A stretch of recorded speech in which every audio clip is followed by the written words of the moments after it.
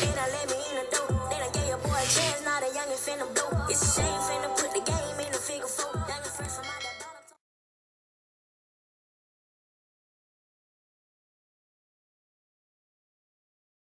Yo, welcome back to my channel. Before we get into it, make sure you like, subscribe, comment, man. You ain't gotta comment, but I do appreciate it if you did sub button if you're new. Now, in this video, I'm gonna be talking about Attack on Titan, but in particular, I'm gonna be explaining how Zeke Jeager's death is foreshadowed in the first half of Attack on Titan final season. Now, before I get into this video, I just want to say that if you're not a manga reader, then click off this video, but most likely you already got spoiled from the thumbnail and title of this video, so my bad. But it is what it is. If the anime goes in the same direction as the manga, which I am hoping that it does not, but it probably will. So in my opinion, I feel like a lot of anime onlys are going to be highly disappointed with the ending to Attack on Titan, especially if they viewed Eren and his character development in a certain type of way, and to later on learn that not everything that Eren has done, but also every sacrifice that they have made up until this point is for nothing, because Paradis Island ends up getting destroyed. And because of that happening, that's going to recreate the hatred for the outside world. And knowing that the power of the Titans are not gone because Eren's head is now the new parasite, that means that this new generation of eldians that are born on Paradis Island will want to do exactly what the fuck Eren did. All because of the fact that at some point in the story, the rumbling went from wanting to end the cycle of hatred and wanting to protect all the eldians that live on Paradis Island and the next generation of eldians, to only making sure that Eren's friends have long lives, to see if they can create some type of peace and understanding with these people, that Eren just gave them a new reason to hate all fucking eldians that live on Paradis Island. Getting rid of the power of the Titans is fucking pointless, because the outside world doesn't care about eldians becoming Titans anymore. To be honest, we're fucking happy that you cannot become Titans anymore, because now you just made our job way more easier. The reason why Paradis Island never got destroyed and why it had to be attacked low-key is because of the power of the Titans. But now that the Titans are gone, you just made our job way more fucking easier. You fucking idiot. Like, bitch, you just tried to destroy the world. Do you think that we want to fuck with you after that? Like, come on. To be honest, what was the point of even going against Zeke's plan? What was the point? Your friends would have still had long lives, and the time that you gave your friends to try to create some type of peace and understanding with these people that you just now gave a new reason to fucking hate you would have still been there. And the reason why it still would have been there is because the power of the Titans are not gone. Even if you were to still kill 80% of humanity living outside the walls, Paradis Island's peace would have still not been fucked with, because that fear of the Titans is still there. Like I said, Paradis Island only got destroyed because of the power of the Titans being gone. If you killed 80% of humanity and you still got the power to do that, why the fuck would we come to fuck with your peace? You know what? You got it. Now, the only bad things about Zeke's plan, and the first being, is that you need to sacrifice Historia. Now, at first, that seemed like a bad thing to do because we thought that Historia was going to be very important to the ending to Attack on Titan. And at first, she was, but Isayama wanted to please his editors, that was Mikasa and Eren's shippers. So Historia ended up not being important to the ending to Attack on Titan, and her baby being born was used in a different way. We know exactly how the fuck the baby was supposed to be used. Now, the second bad thing about Zeke's plan is that eldians would have not been able to give birth anymore. So the whole entire eldian race would have gone extinct in the next 50 to 100, maybe even more years. But the thing is, they still would have had peace for a long fucking time, and they wouldn't have been in fear of the outside world ever coming to destroy their peace. And that is because you sacrificed Historia, which is something that Eren probably did anyway. He definitely sacrificed our fucking family. We don't know what the fuck happened to the motherfuckers. But Paradis Island would have never gotten destroyed because of that fear of the Titans that the outside world would have still had. Even if Eren killed 80% of humanity, the outside world would have still never came to fuck with their new peace. At the time, Zeke's plan seemed stupid as fuck. But with this new ending that we got for Attack on Titan, I'm not gonna lie, it seemed like Zeke's plan is a little bit more better. And then think about this. When Zeke and Eren is dead and gone, all you have to do is have somebody who is royal blood go into the paths and command Ymir to reshape every Eldian to have kids again.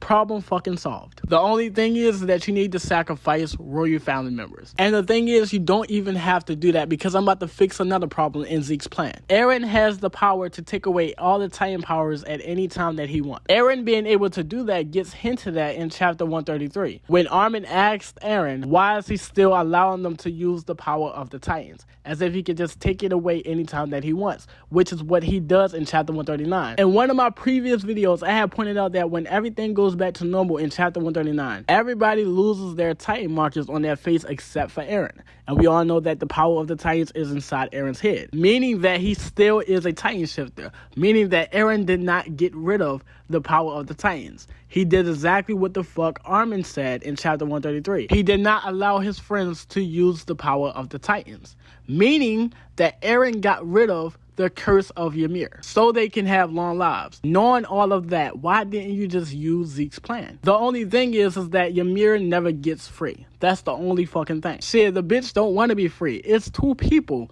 in the story of Attack on Titan that gave this bitch her freedom, and she still chose to remain a slave. That means that she doesn't want to be saved. Leave her ass there. Ain't nobody about to keep giving this bitch a choice, and she keeps choosing to remain a slave. At that point, leave that bitch in the fucking paths. She wants to be there anyway. She got all the power in the world, and she chooses to stay there. That bitch want to be there. Leave her there.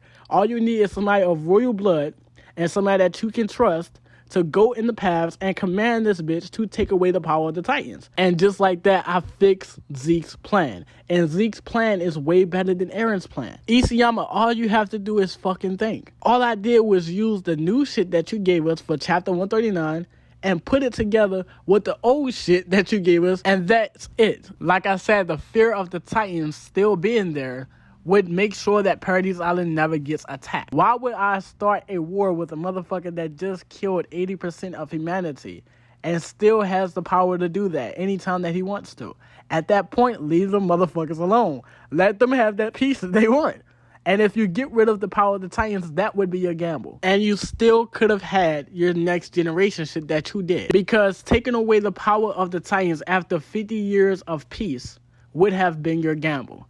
As soon as you take away the power of the Titans, then the outside world can come to destroy Paradis Island, and then you could do all that shit all over again. All that I just did was take the new shit that you gave us and put it with the old shit, Isayama, and probably made a whole better fucking ending than you. All you gotta do is fucking think. But no, you make Eren go against Zeke's plan and call his plan fucking stupid. Like I said, at that time, that shit was stupid. And you made it seem like Eren cared about eldians being born, and not only being born, but being born fucking free. And the only way that Eren can make sure that all eldians that are born on Paradis Island are free is to get rid of everything that threatens their freedom. Isayama, you made us think that Eren cared about the future of Paradis Island, but in all actuality, he only cared about his fucking friends, when it was never about his friends. His friends were supposed to be sacrificed in order to gain freedom for all eldians that live on Paradis Island. It would have been the ultimate fucking sacrifice, and their sacrifice would have not been in vain. Everybody's sacrifice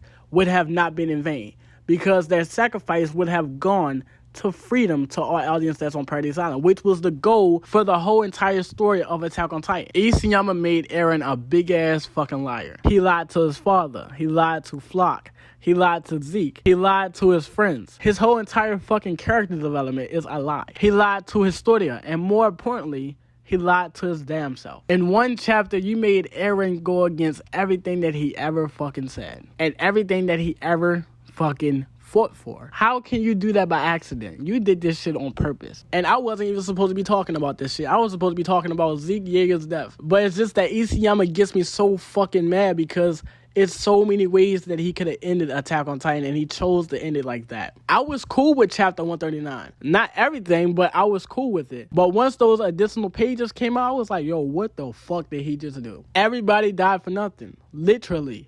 Everybody died for nothing. All the way from Eren's mom to his ass. Now, Zeke Jeager's death being foreshadowed in the first half of Attack on Titan final season is something that I found out not too long ago. To tell you the truth, I didn't even find that shit on purpose. I found that shit on accident. It was before I tried to get back in the mindset of trying to explain chapter 139. One day I hopped on YouTube and the Zeke versus Levi fight got recommended.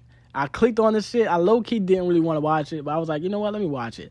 I clicked on this shit, and as I'm watching Zeke and Eren talk, I'm thinking to myself, like, this motherfucker don't know what the fuck he's doing. Now, I already know to look at the shadows of every fucking character, because for some reason Isayama tells which studio and mapper to draw future Eren as a shadow. You can see him multiple times throughout the whole entire first half of season 4, and you can see him multiple times throughout the whole entire series of Attack on Titan.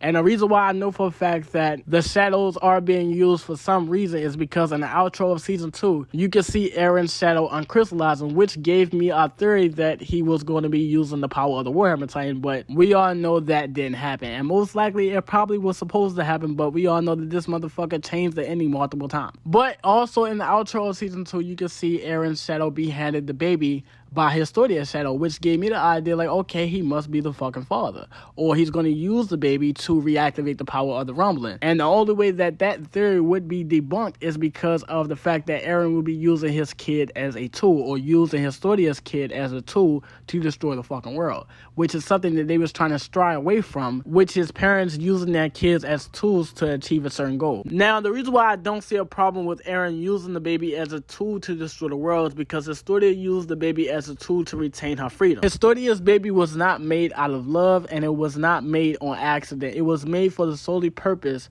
of retaining Historia's freedom. So I don't see a problem with Eren using the baby as a tool to destroy the world, to gain freedom for all eldians that live on Paradis Island. And knowing that Eren can take the power of the Titans away anytime that he wants, knowing that the baby would have had the Beast Titan, because Zeke got killed instead of giving his power up to a successor, his power should have gone to a random baby. Who else baby would have the power gone to other than Historia's baby? The same baby that Historia had lied about the due date. Knowing that Eren needs someone who is a member of the royal family and needs to be a Titan shifter, Eren would have used the baby to reactivate the rumbling, killing the last 20% of humanity and possibly killing his friends in order to gain freedom for the eldians that live on Paradis Island. Then take away the power of the Titans, which means that Historia's baby will no longer be a Titan shifter, which is why he would say that you are free. That would have been live as fuck, but we all know that didn't fucking happen. Hopefully it does happen in the anime, because having Eren being handed the baby